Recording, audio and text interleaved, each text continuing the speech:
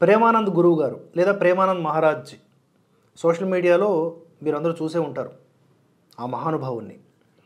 ఆయన ఇటీవల కొన్ని కీలక వ్యాఖ్యలు చేశారు.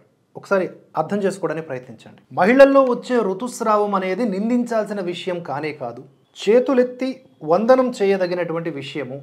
ఎందుకంటే వృత్రాసురుడిని అంతము చేసిన తరువాత దేవరాజు ఇంద్రుడికి బ్రహ్మహత్యా పాతకం అంటుకుంది. అందులో కొంత భాగాన్ని మహిళా లోకం స్వీకరించారు. ఇంద్రుడికి అంటుకున్న బ్రహ్మహత్యా పాతకాన్ని బ్రహ్మర్షులు 4 భాగాలుగా విభజించి పంచారు.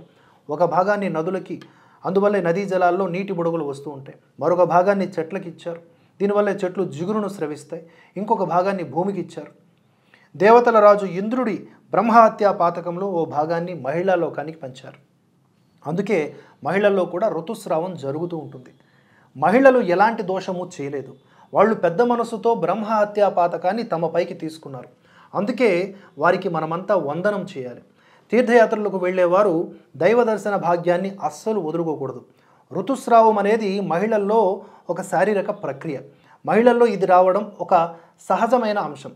తీర్థయాత్రలో ఉన్న మహిళలకు అకస్మాత్తుగా ఋతుస్రావం జరిగితే గుర్తుపెట్టుకోండి, ఋతుస్రావం జరిగిన తరువాత వెళ్ళడం కాదు, తీర్థయాత్రల్లో ఉన్నప్పుడు మహిళలకు అకస్మాత్తుగా ఋతుస్రావం జరిగితే వారు స్నానము చేసి దూరము నుంచి దైవ దర్శనం చేసుకోవచ్చు. అయితే పూజా సామాగ్రిని ముట్టుకోకూడదు, స్వయముగా నైవేద్యాన్ని కూడా సమర్పించకూడదు. తీర్థయాత్ర అనేది పదే పదే చేసే విషయం కాదు. అందుకే దైవ దర్శనాన్ని మాత్రం మిస్ కాకూడదు అని ఎంతో దయాహృదయంతో ప్రేమానంద్ మహారాజ్ గారు వివరించారు. ఈ వ్యాఖ్యలు భిన్న రీతుల్లో వైరల్ అవుతూ ఉన్నాయి. కానీ ఇక్కడ గ్రహించాలి ఏంటంటే, అత్యంత అరుదైన తప్పనిసరి పరిస్థితుల్లో ఆయన సూచించినటువంటిది.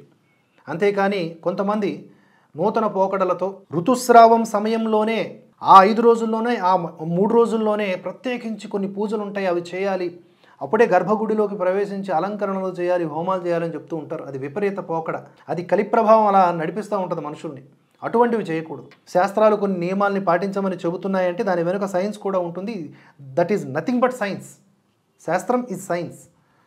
కనుక దయచేసి ప్రతి దాంట్లో రంధ్రాన్వేషణ చేయొద్దు. అలాగే ప్రతి దాంట్లో కూడా మూఢత్వంతో ఆలోచించవద్దు. పరిపక్వతతో, విచక్షణతో మన పెద్దలు మనకి విధించినటువంటి ఆ రూల్స్ అండ్ రెగ్యులేషన్స్ని ఫాలో అవ్వాలి.